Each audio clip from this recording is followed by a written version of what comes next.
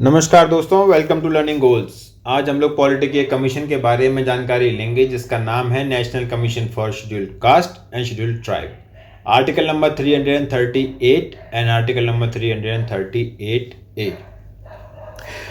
दोस्तों, सबसे पहले हम थोड़ी बात करेंगे कि इसके बैकग्राउंड की कि किस तरह से चीज़ें स्टार्टिंग में थी और फिर बाद में आके जो आज प्रारूप हम देखते हैं ये बना। तो पिछले लेक्चर अगर आप लोगों ने सुने होंगे दोस्तों, तो ये बात आपको समझ में आ गई होगी कि अगर कोई बॉडी या ऑर्गेनाइजेशन किसी भी आर्टिकल के तहत हमारे संविधान के अंदर मेंशन किए जाते हैं तो इसका मतलब ये होता है कि वो एक संवैधानिक निकाय है, वो एक कॉन्स्टिट्यूशनल बॉडी है। और बात करते हैं इसके बैकग्राउंड की दोस्तों। तो बैकग्राउंड में सबसे पहले 1950 में सबसे पहले केवल एक लाइन लिखी गई थी इसके संदर्भ में कि appointment of special officer by the president, that's it, कि एक स्पेशल ऑफिसर की नियुक्ति की जाएगी जो कि इन जनरल सारे के सारे जो भी लोग ऐसे एससीज हैं, एसटीज हैं, वुमेन कमीशन है, सारे कमीशंस हैं, इनके वेलफेयर के लिए काम करेंगे। लेकिन इसके बाद जो पहला ब्रेक थ्रू जो शेड्यूल कास्ट के लिए आया था, एससी और एसटीज के लिए आया था, schedule caste and schedule tribe के लिए आया था, वो था 1978 में। इसमें क्या हुआ कि जो वो पहले एक स्पेशल ऑफिसर था, इसको इन्होंने मल्टी मेंबर कमीशन में बदल दिया फॉर एससीज एंड एसटी, ये नाम दे दिया गया, इसका अपॉइंटमेंट प्रेसिडेंट करेगा। और जैसा कि अभी तक इस संविधान में दर्ज नहीं है तो कोई अमेंडमेंट तो होगा नहीं, तो ये कैसे कर दिया इन्होंने, तो ये इन्होंने कर दिया एग्जीक्यूटिव रेजोल्यूशन पास करके। इसके बारे में मैंने आपको पहले बता रखा है पिछले लेक्चर्स के अंदर। एग्जीक्यूटिव रेजोल्यूशन पास किया और बदलाव कर दिया। 1978 में जो स्पेशल ऑफिसर था उसको मल्टी मेंबर कमीशन के अंदर बदल दिया, उसमें कई सारे मेंबर्स हो गए उस कमीशन के अंदर। अब जो अगला जो इंसिडेंट हुआ या अगला जो मतलब महत्वपूर्ण डेट है, तो इसके लिए आपको केवल 2 डिजिट्स को आपस में इंटरचेंज कर देना है। तो अगला जो होता है वो होता है 1987 में। इस बार क्या हुआ कि नाम बदल के इसका नाम रख दिया गया नेशनल कमीशन ऑफ एससीज एंड एसटी। अब अगेन फिर से ये कोई संवैधानिक निकाय अभी नहीं था, तो संवैधानिक संशोधन भी नहीं किया जाएगा, तो ये बदलाव कर दिया जाएगा एक सिंपल सा एग्जीक्यूटिव रेजोल्यूशन पास कराकर। ठीक है दोस्तों, 1987 में नाम रख दिया गया उसका नेशनल कमीशन ऑफ एससीज एंड एसटी। अब इसके बाद दोस्तों 1992, एग्जैक्ट डेट है 12 मार्च 1992, 65वां संविधान संशोधन, 65th कॉन्स्टिट्यूशनल अमेंडमेंट एक्ट। इसके तहत नेशनल कमीशन ऑफ एससीज एंड एसटी को संवैधानिक दर्जा मिल जाता है और आर्टिकल नंबर 338 के तहत दोस्तों इसको संविधान में जगह मिल जाती है। और जो कि पहले चेयरमैन इस वक्त के जो थे वो थे एच रामधन। ठीक है दोस्तों, तो 1992 में क्या हुआ, 65वां संविधान संशोधन आया और 65वां संविधान संशोधन अपने आप में आकर इसने नेशनल कमीशन ऑफ एससी और एसटी को संवैधानिक दर्जा दिलाया आर्टिकल नंबर 338 के तहत। ठीक है दोस्तों, इसके बाद 1992 के बाद दोस्तों एक बार रिवाइज कर लेते हैं। 1950 में दोस्तों क्या लिखा था, एक 1950 में स्पेशल ऑफिसर के बारे अपॉइंटमेंट के बारे में लिखा गया था। उसके बाद 1978 में ये special officer multi member commission बन गया। उसके बाद 1987, इन दोनों डेट को बदल दो आपस में, ये इसका नाम रख दिया गया national commission of SC and ST. ये दोनों एग्जीक्यूटिव रेजोल्यूशन पास करा के कर दिए गए। इसके बाद 1992, 65वां संविधान संशोधन आर्टिकल नंबर 338 के तहत national commission of SC and ST को संवैधानिक दर्जा दे दिया गया। इतनी सी बात अगर समझ में आ रही हो तो आगे बढ़ते हैं, इसमें कोई दिक्कत जा नहीं रही होगी वैसे। अब दोस्तों क्या हुआ 19 फरवरी 19 फैब 2004 एक और संविधान। अब जो भी बदलाव होंगे वो संवैधानिक संशोधन के हिसाब से ही होंगे। तो अब एक और संविधान में संशोधन हुआ, 89th कॉन्स्टिट्यूशनल अमेंडमेंट एक्ट 2003। क्या हुआ होगा दोस्तों? 338 आर्टिकल नंबर 338A, 338 हो गया नेशनल कमीशन ऑफ SC और ये हो गया नेशनल कमीशन फॉर ST। तो इस तरह से दोस्तों ये पूरा प्रारूप जो हमारे सामने आ जाता है कि दो अलग अलग कमीशन हम देखते हैं कि national commission of scheduled caste हम अलग देखते हैं, national commission of scheduled tribe हम अलग देखते हैं। तो ये दो कमीशन हमारे सामने इस तरह से आए थे। तो आइए दोस्तों एक बार फिर से रिवाइज करते हैं। 1950 एक स्पेशल ऑफिसर की appointment, 1978 multi member commission, 1987 national commission of SC and ST नाम दे दिया गया। ये दोनों एग्जीक्यूटिव रेजोल्यूशन से पास हुए थे। 1992 65वां संविधान संशोधन करते हुए आर्टिकल 338 के तहत इसको संवैधानिक दर्जा दिया गया। और उसके बाद 2004 इसकी तारीख थी दोस्तों 12 मार्च 1992, इसकी थी 19 फरवरी 2004। इसके साथ ही 89th कॉन्स्टिट्यूशनल अमेंडमेंट एक्ट, इसमें SC अलग हो गए और ST अलग हो गए, 338A बना के अलग हो गए। इतनी सी बात है दोस्तों, ये आपको बैकग्राउंड समझ में आ गया होगा। अब बात करते हैं थोड़ा जनरल इंट्रोडक्शन की। अभी हम बात करेंगे केवल नेशनल कमीशन फॉर SCs की। ठीक है दोस्तों, इस्टेब्लिशमेंट की अगर हम बात करें कि कब अगर इस्टेब्लिश हुआ था, सवाल आता है कि नेशनल कमीशन ऑफ SC कब इस्टेब्लिश हुआ था। तो इन जनरल अगर हम देखें तो अगर पूरा नाम पूछेगा कि कब हुआ था तो वो हुआ था ऑब्वियसली 1987 में, क्योंकि उसका नाम बदल दिया गया था। लेकिन उससे पहले एक इस्टेब्लिश हो चुका था multi member commission for schedule cast and tribe के द्वारा। तो दोस्तों सही मायने में इसका इस्टेब्लिशन अगर हम देखा जाए तो ये होगा हमारा 1978।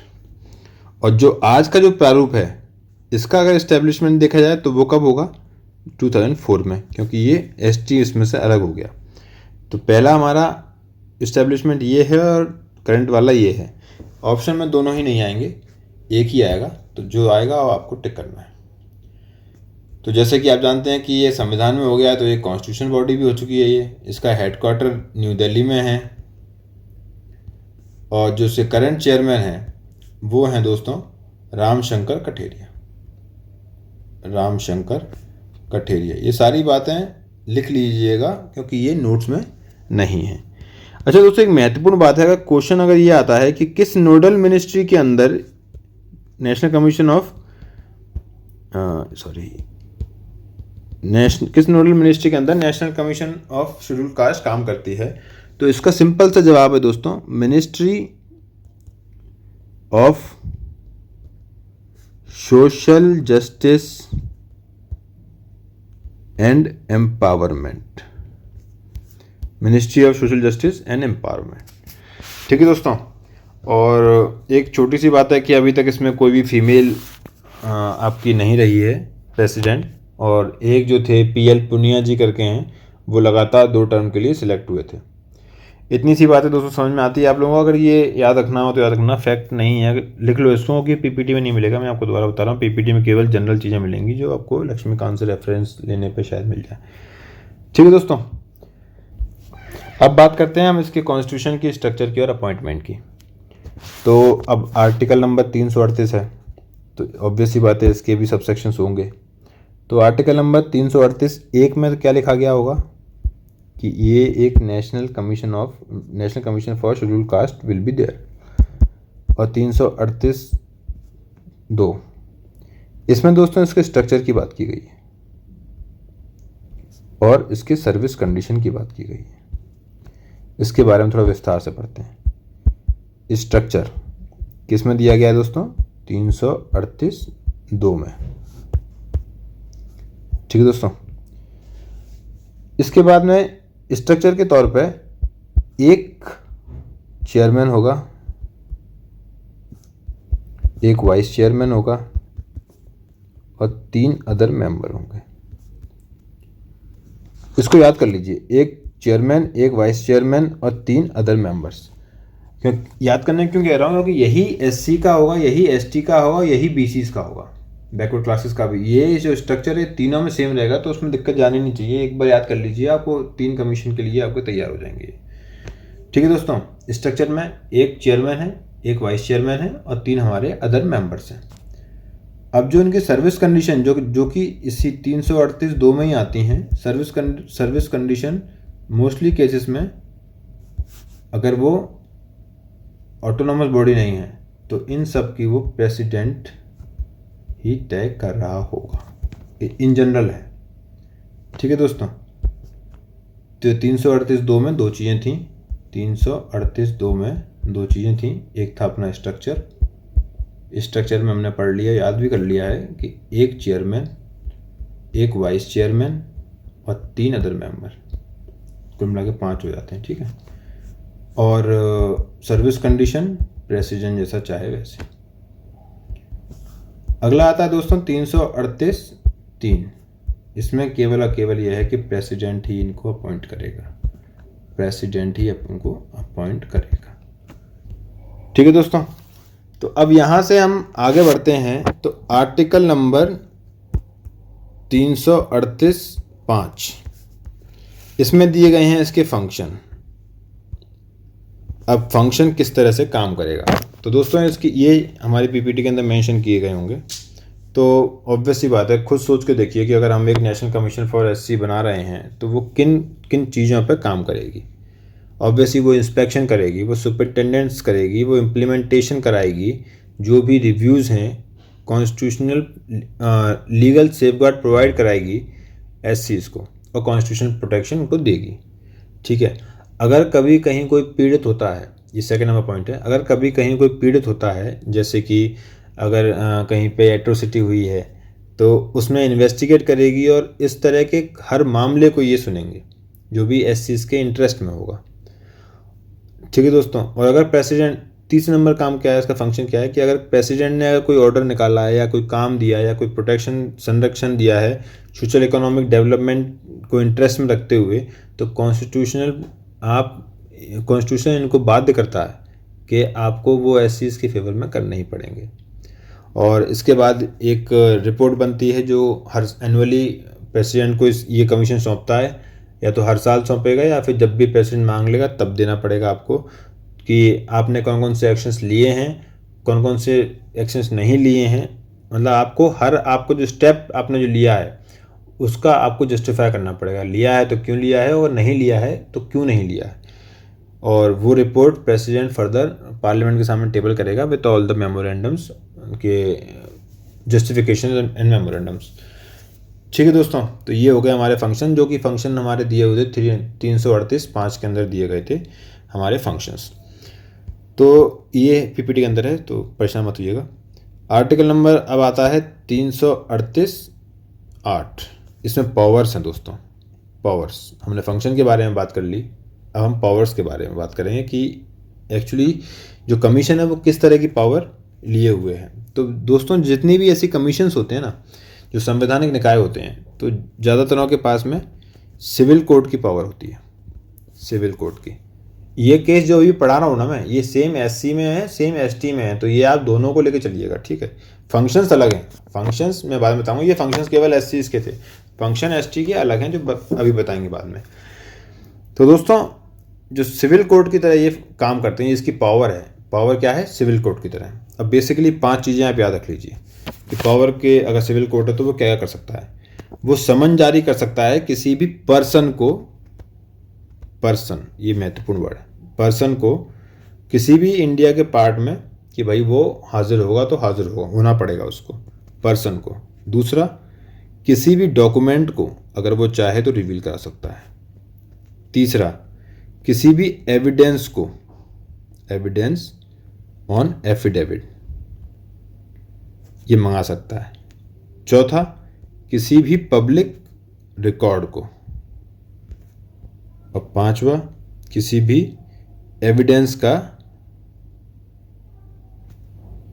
ये एग्जामिन करा सकता है।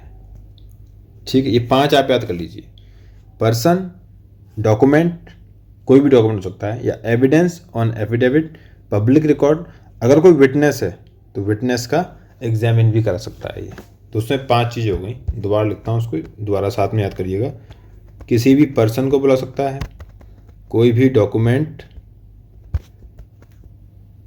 कोई भी पब्लिक रिकॉर्ड, कोई भी एविडेंस ऑन एफिडेविट, और किसी भी विटनेस को एग्जामिन कर सकता है। ये 5 चीज़ें दोस्तों, इनको याद रख लीजिएगा। ये हमारे दिए गए हैं 338 में पावर्स के अंदर। ठीक है दोस्तों, तो ये पावर्स हो गई हमारे national commission for scheduled caste की। यही सेम शेड्यूल्ड ट्राइब की भी हैं, तो उसको भी याद रखिएगा। अब दोस्तों, जैसा कि मैंने अभी पिछले बताया था आपको कि ये कमीशन एक रिपोर्ट होती है। कमीशन की जो रिपोर्ट होती है वो एनुअली या तो जब भी प्रेसिडेंट चाहे तब वो मंगा सकता है। इसमें 2 बातें होती हैं दोस्तों, 338(6) और 338(7). इसके तहत वो देगा प्रेसिडेंट को और इसके तहत वो देगा गवर्नर को। ये टेबल करेगा पार्लियामेंट में, ये टेबल करेगा स्टेट लेजिस्लेचर में। ठीक है दोस्तों, तो एक रिपोर्ट होती है, आर्टिकल 338(6) के तहत प्रेसिडेंट को देंगे, आर्टिकल 338(7) के तहत गवर्नर को देंगे। गवर्नर स्टेट लेजिस्लेचर में उसको टेबल करेगा और प्रेसिडेंट हमारा पार्लियामेंट के अंदर उसको टेबल करेगा विथ ऑल द जस्टिफिकेशन कि कोई काम किया गया है तो क्यों किया गया है, कोई काम नहीं किया गया है तो वो क्यों नहीं किया गया है। अब दोस्तों हम बात करते हैं इसके टेन्योर की। तो टेन्योर 3 साल, टेन्योर चेयरमैन का भी और मेंबर का भी 3 साल के लिए। और मैक्सिमम, ये बहुत अच्छी बात है, मैक्सिमम केवल 2 बार के लिए ही इसको हम चुन सकते हैं। और इसकी जो तुलना है वो यूनियन कैबिनेट मिनिस्टर के बराबर का इसको दर्जा मिलता है। किसको? चेयरमैन को। और मेंबर्स को सेक्रेटरी के बराबर का दर्जा मिलता है दोस्तों।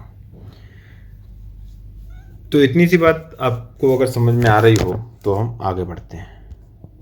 तो दोस्तों यहाँ हमारा ये शेड्यूल कास्ट का पोर्शन ख़त्म हो गया है। National commission of schedule caste का पोर्शन हमारा यहाँ ख़त्म होता है। थोड़ी सी बेसिक सी चीज़ें हैं, जैसे कि शेड्यूल कास्ट के लिए संविधान में काफ़ी प्रोविजंस हैं, कॉन्स्टिट्यूशनल प्रोविजंस हैं, ये कुछ स्टैट्यूटरी प्रोविजंस हैं। तो थोड़ा सा अगर चाहो तो, अगर आप देखना चाहो तो देख सकते हो उसको, कि 2 तरीके के हैं, एक है कॉन्स्टिट्यूशनल और एक है स्टैट्यूटरी। कॉन्स्टिट्यूशन में दोस्तों आ जाता है आर्टिकल 15 आ जाता है, आर्टिकल 16 आ जाता है, आर्टिकल 17 आ जाता है।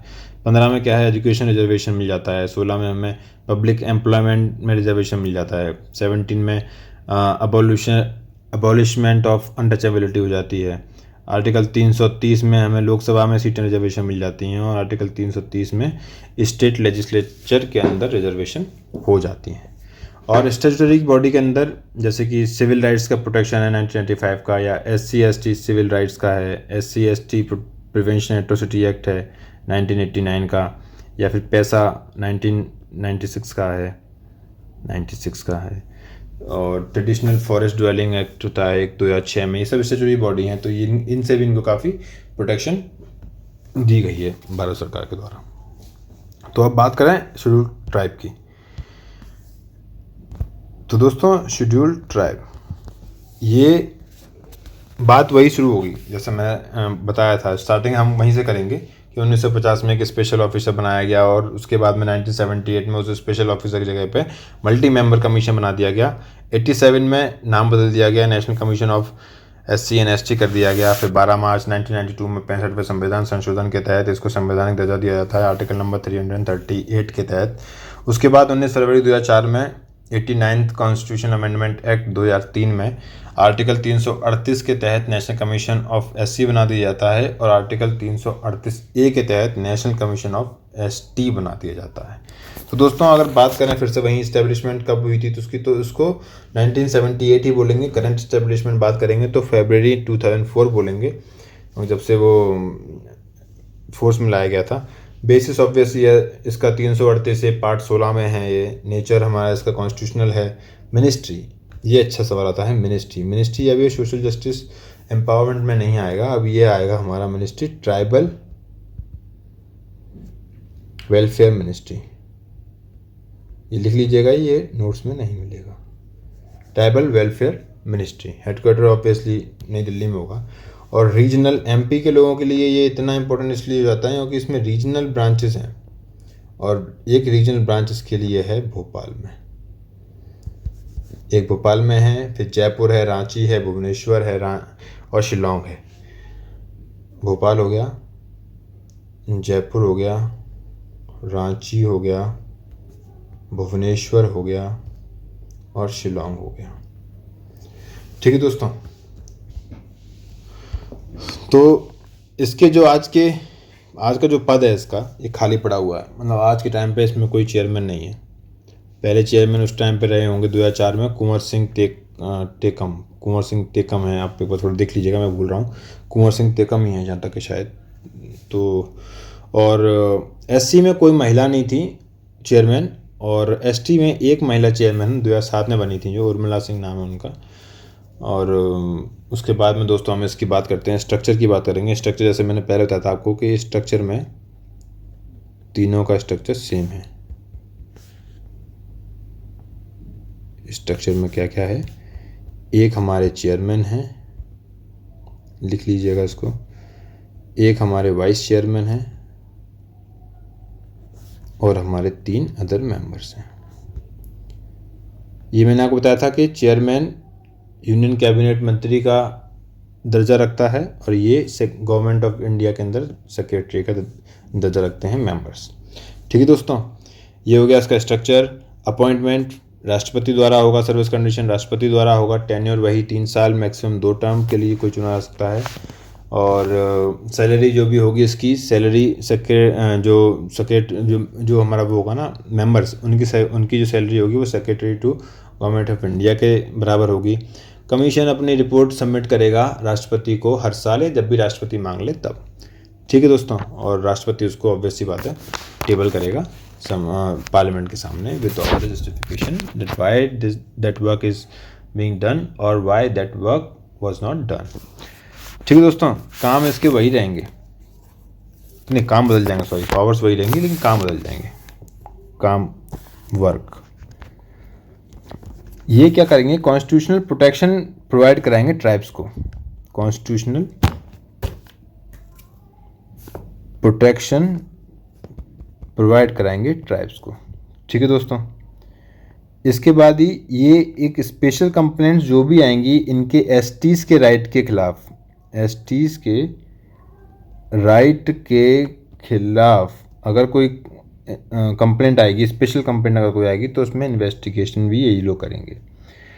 ठीक है दोस्तों, फिर उसके बाद में जो भी इनकी सोशो इकोनॉमिक डेवलपमेंट के लिए कोई अगर स्कीम आएगी या फिर कोई भी वेलफेयर के लिए कोई काम होगा तो वो ये लोग काम करेंगे। ये लोग सजेस्ट करेंगे गवर्नमेंट को, एडवाइस करेंगे राष्ट्रपति को कि आप ट्राइबल्स के मतलब उसकी प्रगति के लिए आप ये सारे काम इंक्लूड कर सकते हैं।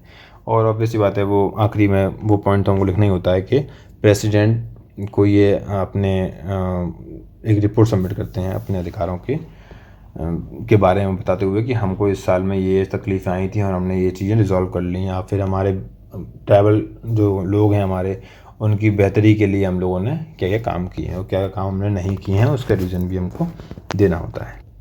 तो दोस्तों ये था हमारा national commission for SC and ST। ये सब चीज़ें इसमें दी हुई हैं, ये इसके फंक्शंस लिखे गए हैं। ये यहाँ पर रिपोर्ट जो मैंने बताया आपको कि प्रेसिडेंट को देते हैं, प्रेसिडेंट उसको पार्लियामेंट में टेबल करता है। ये पावर्स दी गई हैं, ये एक्चुअली SCs के बारे में है, केवल ST के बारे में आपको टेलीग्राम चैनल पे PPT अपलोड करा दूंगा। और ये भी पावर्स हैं। और that's all for today. So thank you, do whatever you want to feel like to do, and मिलते हैं फिर अगली वीडियो के साथ में। Thank you.